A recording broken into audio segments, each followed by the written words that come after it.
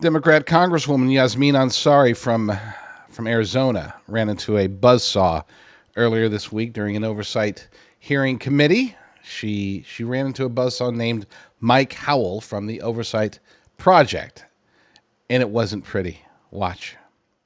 So, Mr. Howell, I have a couple of questions for you. Very straightforward, yes or no. Do you support this type of treatment of human beings?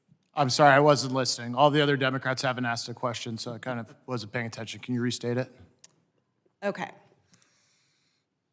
The detention center facility conditions in this country are atrocious. Women are being harassed, they're being dehumanized. In Arizona, they were forced to march outside in 120-degree heat until somebody fainted. I have visited these detention centers as part of my oversight responsibilities. I know you're a big fan of oversight.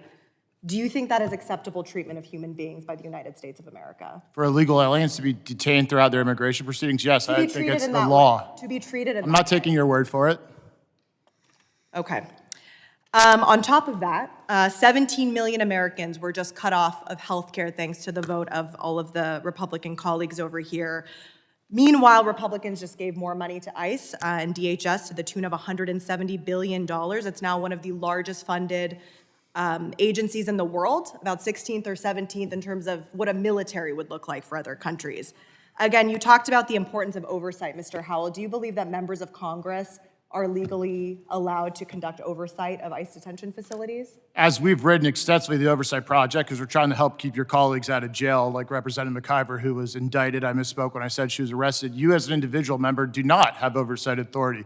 Oversight authority by the rules of the House flows through the full House to the chairman, and that right now is held by the majority. So it is despite the legally statute allowed. that you cite, Mr. it's going to Howell, end up with more Democrats clogging our jails. I want to keep you out of jail. Reclaiming my time, thank you. It is actually legal for members of Congress to go to detention center facilities that are operated by our government and to conduct oversight. That actually is legally allowed. That is incorrect. We also know that the Trump administration is funneling billions and billions of dollars to private for-profit prisons. I heard today a number of $6 billion to NGOs that you all are so concerned about. The private prison companies in this country, like Core Civic and Geo Group, are making billions of dollars in profits because of the massive, and stunning corruption. They gave billions of dollars to elect Donald Trump. Now we're making sure that they make billions of dollars.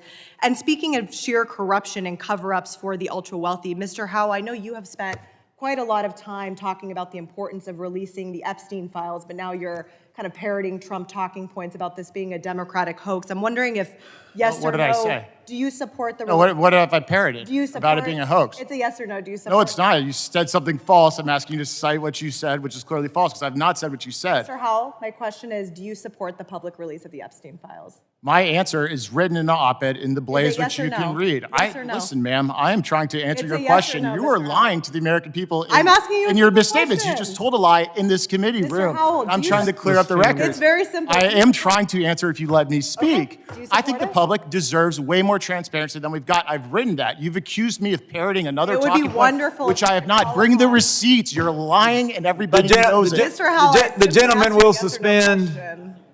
The gentlelady's time has the gentlelady's time has expired. That, my friends, is what we call an uncommon obliteration. It isn't hard, to be clear. It isn't hard to obliterate members of Congress or the Senate during these hearings. You just have to be willing to not be manipulated, not have your words manipulated, and to call them out when they tell lies. You have to be prepared, and you have to hope that they're not prepared. Clearly, Congresswoman Ansari was not prepared for Mike Howell, and he made her pay.